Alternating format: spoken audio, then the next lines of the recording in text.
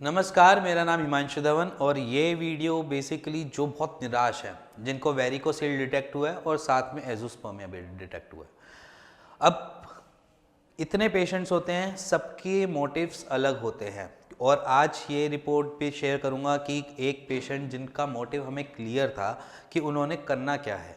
उनकी चीज़ें क्लियर थी, क्लैरिफाई थी हमारे सामने कि उन्होंने अपना पहले स्पर्म काउंट को देखना है, उन्होंने अपने स्पर्म काउंट को एनहेंस करना है, उसके बाद फर्दर वो वेरिकोसील का ट्रीटमेंट लेंगे। क्योंकि हमारे पास पेशेंट वेरिकोसील के साथ साथ एजोस्पर्मिया के भी पेशेंट्स होते हैं, तो हमारी प्रिस्क्रिप्शन उस बिहाफ पे बनती है कि अगर आपके मोटिव क्लियर है तो, क्योंकि पेशेंट्स वेरिकोसील को लेते तो हैं, ट्रीटमेंट तो लेते हैं एजोस्पर्मिया के साथ साथ, बट वहाँ पर केस क्या आ जाता है, हम दोनों को ट्रीटमेंट को साथ नहीं चला पाते, जिसकी वजह से क्या होता है, डिले हो जाता है एज इन उनके स्पर्म काउंट को रिप्रेजेंट होने में, एज इन रिपोर्ट्स में। तो आज हम जानेंगे एक ऐसे ही रिपोर्ट, हैदराबाद के पेशेंट थे, हमारे पास हैदराबाद से आए थे, दिल्ली आए और उन्होंने विजिट किया,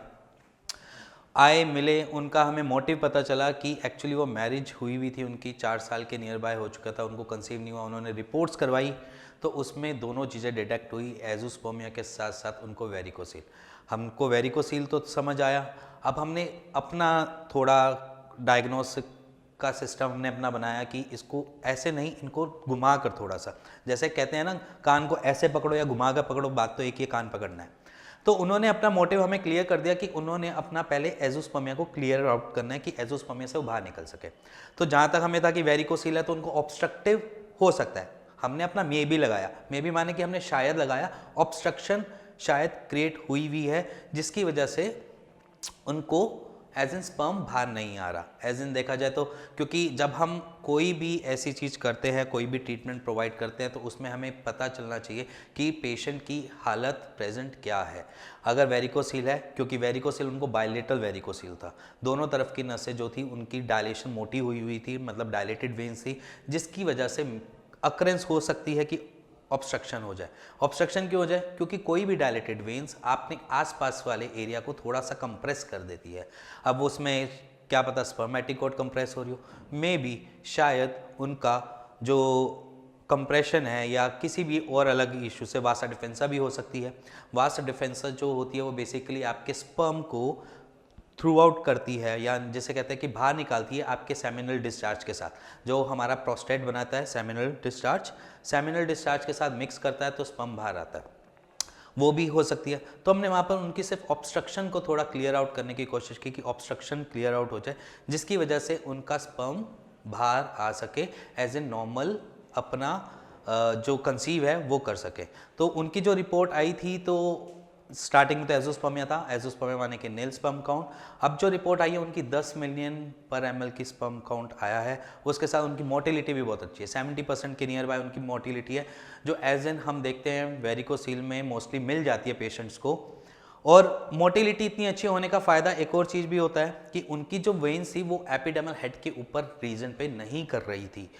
एज इन, क्योंकि एपिडर्मल हेड के ऊपर अगर कोई आपकी सिस्ट है या समझ लीजिए कोई वेन डायलेटेड है, वहाँ पर हमें चीज़ें एक अलग तरीके से मिलती है, वहाँ पर आपकी मोटिलिटी लो हो सकती है या फिर आपकी मॉर्फोलॉजी ख़राब हो सकती है। ज़्यादातर हम पेशेंट्स की रिपोर्ट्स देखते हैं तो हमें ज़्यादातर वहीं की एरिया जो एपिडर्मल हेड के रीजन वाला होता है एरिया, वहाँ पर अगर डायलेटेड वेन है तो आपकी मॉर्फोलॉजी और मोटिलिटी बिगड़ सकती है। तो यहाँ पर उनका वैसा केस नहीं था, उनका एपिडर्मल हेड के ऊपर ऐसा दिक्कत नहीं थी, जिसकी वजह से उनको एजोस्पर्मिया से क्लियर आउट होने में, ओलिगोस्पर्मिया में ज़्यादा टाइम नहीं लगा, 1 महीने में वो क्लियर आउट हो चुके अपने एजोस्पर्मिया के। बस हमको यहाँ पर एक चीज़ उनकी पता थी कि उन्होंने पहले कंसीव का सोच लिया था, उन्होंने कहा कि बस मेरे को एजोस्पर्मिया से बाहर निकाल दीजिए। तो प्लीज़ पेशेंट्स जो हमको यहाँ पर रिपोर्ट्स भेजते हैं, जो हमसे बात करते हैं, अपना मोटिव प्लीज़ बता दीजिए, आपने करना क्या है, एज इन कंसीव करना है जल्दी या मे बी आपने टाइम लगाना है अपने वेरिकोसील को, क्योंकि वेरिकोसील ठीक होते होते 3 से 4 महीने लग जाते हैं। एज इन देखा जाए हम आयुर्वेदिक मेडिसिन से एज इन उसको क्लियर आउट करने की कोशिश करते हैं, ना कि कोई सर्जिकल प्रोसीजर होता है। अगर सर्जिकल प्रोसीजर होता है तो वहाँ पर वो 1 दिन लेंगे, उसके बाद आपको रेस्ट पे दे देंगे, उसके बाद जब आप दोबारा रिपोर्ट कराओगे तो मे बी शायद फिर रिकरेंस हो, बट हमारा ट्रीटमेंट ऐसा नहीं है, 3 से 4 महीने लगता है, उसका रिकरिंग नहीं होती है। और सरप्लस क्या फ़ायदा मिलता है कि आपकी बाकी की चीज़ें भी एनहेंस होती हैं, जैसे कि आपकी मोटिलिटी एनहेंस होती है, क्योंकि दोनों चीज़ें पैरेलल है। मान के चलो अगर वेरिकोसील है तो आपकी मोटिलिटी थोड़ी सी डिस्टर्ब मिलेगी या आपकी मॉर्फोलॉजी थोड़ी सी डिफेक्टेड मिलेगी। तो अगर वेरिकोसील है तो उसके साथ साथ ट्रीटमेंट के साथ साथ आपकी मॉर्फोलॉजी भी थोड़ी बहुत सुधरती है और इसके साथ आपको जो मोटिलिटी है वो भी अच्छी लेवल तक जाती है। तो अगर आप वेरिकोसील के पेशेंट हैं और एजोस्पर्मिया के पेशेंट हैं, दोनों साथ में हैं, तो बस एक बारी आपको सोचने की ज़रूरत है कि आपको करना क्या है। एज इन अगर आप मैरिड हैं तो अपने एजोस्पर्मिया को क्लियर आउट जल्दी कीजिए, क्योंकि मेरा ओपिनियन है, मैं ऐसा चाहता हूँ कि अगर आप मैरिड हैं तो आप अपना एजोस्पर्मिया को क्लियर आउट करो। हाँ, मान लीजिए अगर आपका 10 मिलियन या 20 मिलियन स्पर्म काउंट हो जाता है, मोटिलिटी अच्छी आती है, तो वहाँ पर तो आप IUI भी करवा सकते हो। 20 मिलियन पर ml पे 70% मोटिलिटी पे आप IUI करवा सकते हो। एज इन जल्दी कंसीव करने के लिए आप इजीली अपना स्पर्म को IUI प्रोसीजर में डालकर उससे एक एज इन चाइल्ड ले सकते हो। और अगर आपको वैसे ही नॉर्मल अपनी करनी है तो आप नॉर्मल भी